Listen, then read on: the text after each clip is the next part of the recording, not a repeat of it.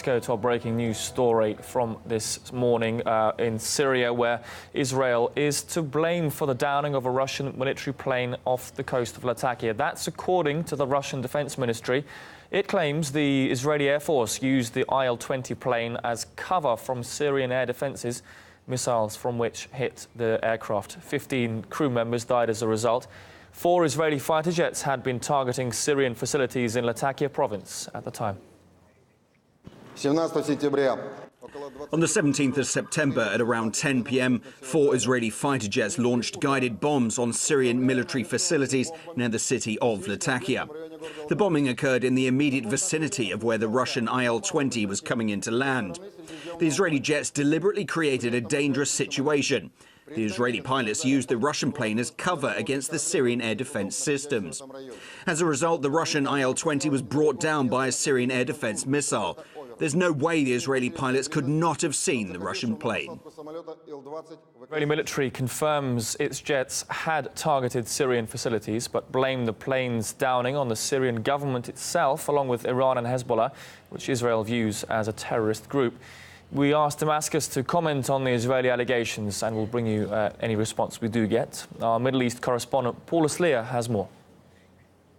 Well, we're hearing from Israeli officials that anytime soon the Israeli Prime Minister Benjamin Netanyahu will hold a phone conversation with Russian President Vladimir Putin.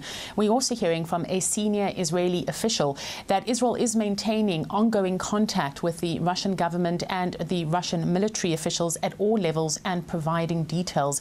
From the Israeli army side, they have conducted an initial inquiry and they have released their statements to put the blame of this downing of the Russian plane firmly on the shoulders of Syria. They say, to quote, that there was extensive, inaccurate and indiscriminate Syrian anti-aircraft fire that was used. They also point out that when the Russian plane was downed, it was not in the vicinity where the Israeli Air Force planes had conducted their operation, and that it also happened when Israeli planes were already back in Israeli airspace. Now, the Israeli Defense Forces has issued a statement in which it expressed regret. It said it mourned the killing of 15 Russian servicemen, and while it acknowledged that it had in fact carried out these bombings in Syria, as I say, it did not put the blame on its shoulders. Take a listen. Israel expresses sorrow for the death of the air crew members of the Russian plane that was downed tonight due to Syrian anti-aircraft fire. Israel holds the Assad regime, whose military shot down the Russian plane, fully responsible for this incident.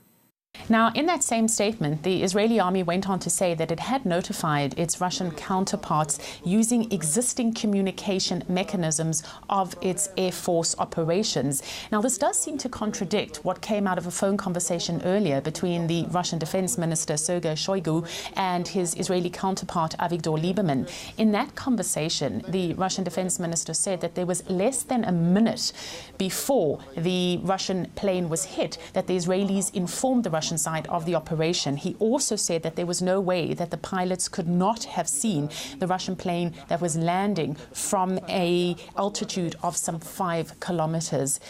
Now, 15 servicemen were killed. It happened at around 10 o'clock last night, Monday night, local time.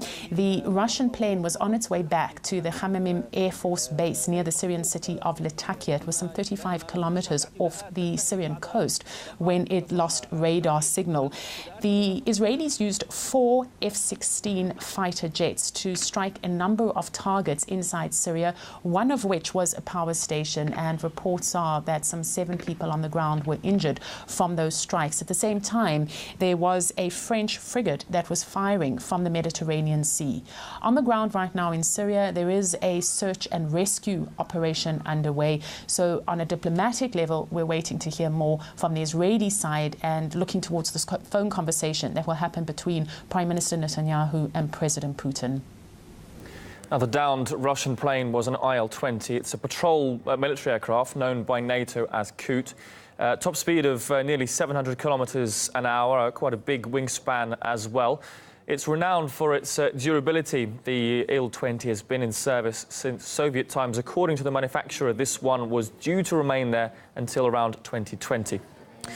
Now, Russia's defense minister has said that Israel used the Russian jet as cover for airstrikes. As it expected, Syria wouldn't respond.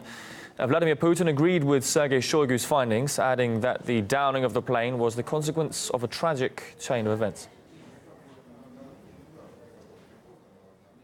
Well, we're now joined, we should be joined live any minute by political writer and commentator Marwa Osman. Well, that's going to happen a bit later when we do get her online. Now, we heard that press conference earlier from Mr. Putin and the Prime Minister of Hungary, Orban, where Mr. Putin said there would be a response from Russia as well, which would guarantee the safety and security of Russian personnel and infrastructure in Syria. That response would be visible straight away. That's according to Mr. Putin. Now, last night's incident wasn't the only Israeli action in Syria against military targets. I discussed previous cases earlier with RT's Nadira Tudor. And the reason why Russia are pointing the finger at the Israelis is because of those past hostile actions, saying that Israeli forces often took aim at Syrian targets. So if we go back, rewind to the 10th of February 2018, that's where an Israeli F-16 fighter jet crashed after being hit by Syrian air defences during an offensive in Syria. The two pilots parachuted to safety before the crash in northern Israel, and it's believed that that was the first time that Israel lost one of its jets during the Syrian conflict. The plane was hit during airstrikes which happened in response to an Iranian drone going into Israeli territory. That drone was shot down, and then Israel later launched further strikes. What we do have here is the explanation from the Israeli PM Benjamin Netanyahu as to the motivation behind that attack. I've been warning for some time about the dangers of Iran's military entrenchment in Syria. Iran seeks to use Syrian territory to attack Israel for its professed goal of destroying Israel. This morning, Iran brazenly violated Israel's sovereignty. They dispatched an Iranian drone from Syrian territory into Israel, and this demonstrates that our warnings were 100% correct. Israel holds Iran and its Syrian host responsible for today's aggression. We will continue to do whatever is necessary to protect our sovereignty and our security. Now, following that incident, a phone call did take place between President Putin and Prime Minister Netanyahu, and they agreed that military coordination with regards to Syria must continue.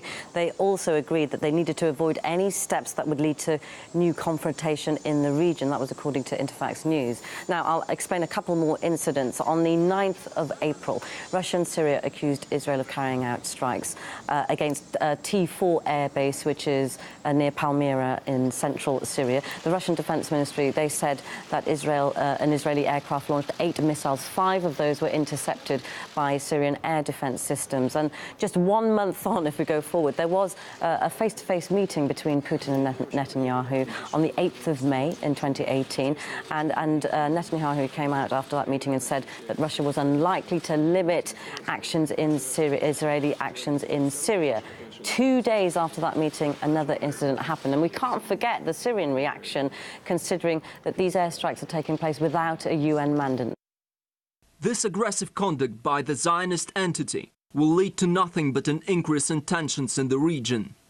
What we do know is that the Syrian government invited Russia to help during the Syrian civil war back in 2015, and Russia has almost turned a blind eye to these Israeli airstrikes that have been taking place. They've been feeling that they've been acting as diplomats in a very complex region, mediating between the various players, Israel being one of them. So if we look at the bigger picture and at this latest incident, which took place at 10 p.m. local time on the 17th of September, the Russian Ministry of Defense is saying that the Israeli jet hid behind the Russian plane, which led to it being set on fire. That's a bold accusation from Russia, and maybe it's because of these continuous airstrikes that have been going on, despite the fact that Israel and Russia have been allies.